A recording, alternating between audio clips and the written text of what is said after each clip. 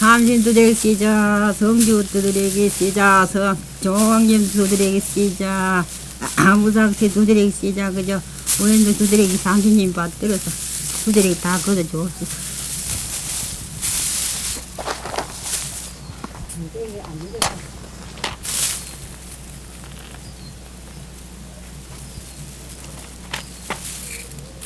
삼신 두드레기 성주.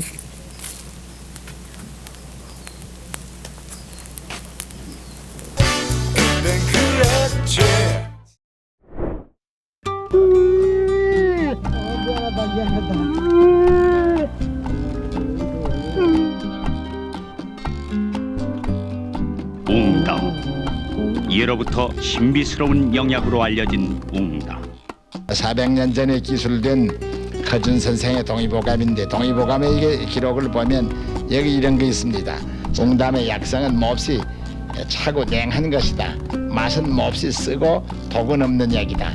또 열병으로 인한 황달을 주치한다. 그리고 오래되는 이질에도 쓴다. 심통이라는 가슴의 피에도 쓴다. 어린아이들이 몹시 열로 인해서 감증이라는 걸 앓을 때도 쓴다. 대체적으로 봐서 열성인 병에 쓰는 약으로 그렇게 되어 있습니다. 이게 얼마 전까지는 웅담이니 소술개니 그게 다 그저 다음 줍이니까 마찬가지가 아니냐 이렇게 생각을 했댔는데요. 1902년에 한마수탄이라고 하는 사람이 북극곰을 가지고 분석을 해봤더니 새로운 성분이 하나 발견이 됐어요. 그게 뭔가 알 것 같으면 우르소 데소옥시 콜릭 애시드라고 하는 게 발견이 됐거든요.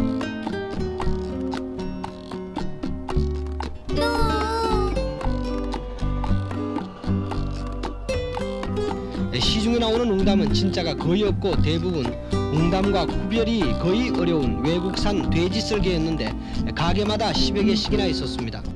이렇게 가짜 웅담이 판을 치고 있는데도 불구하고 한약재로서의 웅담을 찾는 사람은 점점 늘어갑니다. 웅담을 구할 수 있는 방법은 현재 야생곰이나 수입된 곰을 사육장에서 구하는 방법밖에 없습니다. 그래서 그런지 최근 들어 수입돼 사육되는 곰의 수가 부쩍 늘어났습니다. 천연 기념물의 차원에서 보호 사육돼야 할 반달곰이 수입 목적과는 달리 지금까지 수출 건수는 한 건도 없고 신고도 하지 않은 채 다른 용도로 사육 거래되며 웅담 때문에 살상되고 있다는 사실은 곰 박제사나 개인 사육사를 통해서도 알 수 있습니다. 아버지 오셨는겨? 그래, 며느라 방에 있나? 예, 응? 들어가입시다. 이거부터 좀 보고래. 예? 이렇게 넘겨. 가자. 어떻노? 좋지? 에? 이게 아버지가 말씀하시던 그 뱀술입니까? 그래, 저 깨끗한 천하고 컵하고 버터 가져왔나? 정력제로 또 각종 질병의 특효약으로 알려져 있는 뱀술이나 뱀탕을 먹기 위해 뱀집마다 건강이라며 물불을 가리지 않는 사람들의 발길이 끊이지 않고 있습니다. 사무실 바닥 지하 공간에는 갖가지 뱀들이 수십 마리씩 엉켜 있습니다. 보호 야생동물로 지정된 까치 살모사도 좋기 10마리는 넘어 보입니다. 10마리면 300만 원이잖아요. 예. 파충류 같은 거는요, 사람이 이렇게 잡아가지고 이 종자가 안 멸해요. 몸에 좋다는 이유 하나만으로 먹는 건강식. 도가 지나치면 오히려 치명적인 병을 얻을 수 있습니다.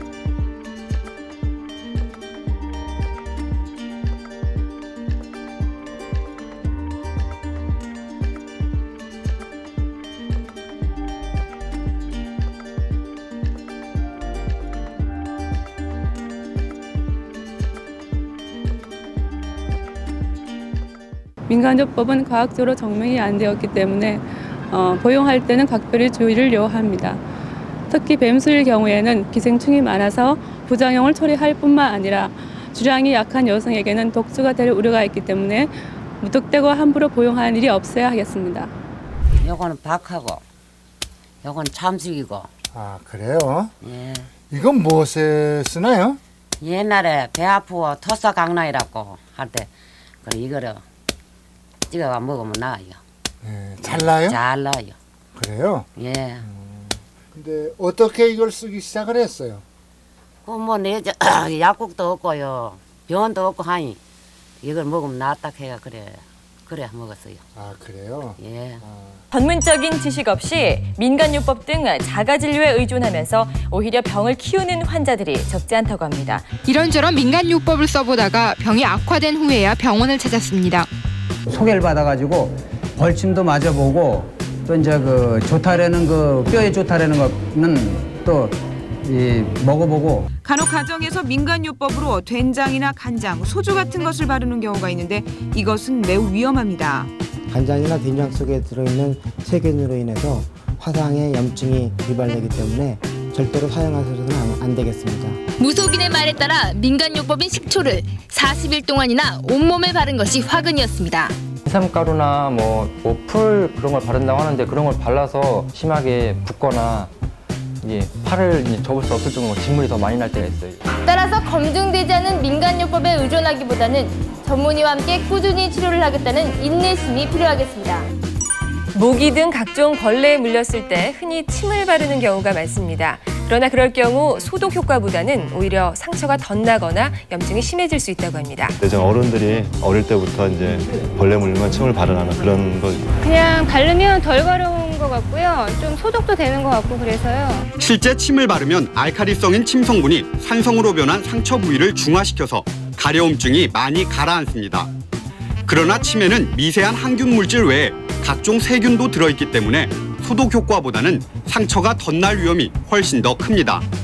특히 이비인후과 쪽 질환이 있으면 침을 바르는 일은 피해야 합니다.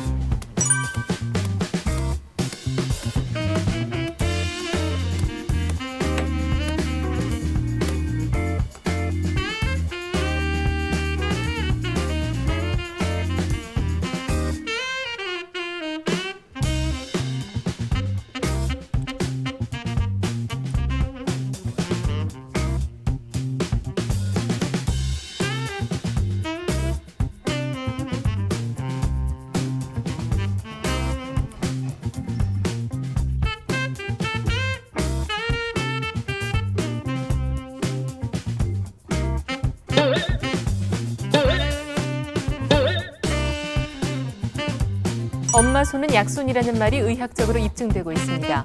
어린이들을 엄마의 손으로 잘 마사지해줄 경우 소화와 배설이 촉진되고 정서가 안정되는가 하면 스트레스도 줄어드는 것으로 나타났습니다. 배가 아프면은요 할머니가 그 내 손은 약손이다 하고 이렇게 배를 쓰다듬어 주시는데 그러면 또 실제로 또 배가 안 아프거든요.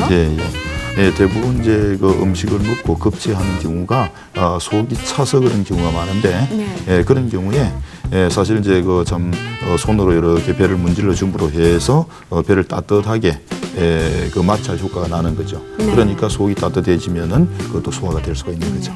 민간요법으로 많이 쓰이는 벌의 독이 관절염 치료에 효과가 있다는 연구 결과가 국제학계에서도 인정을 받아서 관심을 끌고 있습니다. 계단도 못 오르내리고 참 어려웠어요, 다니기가. 그랬는데 지금은 많이 좋아져서. 전통 민간요법을 활용한 이번 연구 결과는 국제의학 전문지 페인에도 발표돼 효과를 공식 인정받았습니다.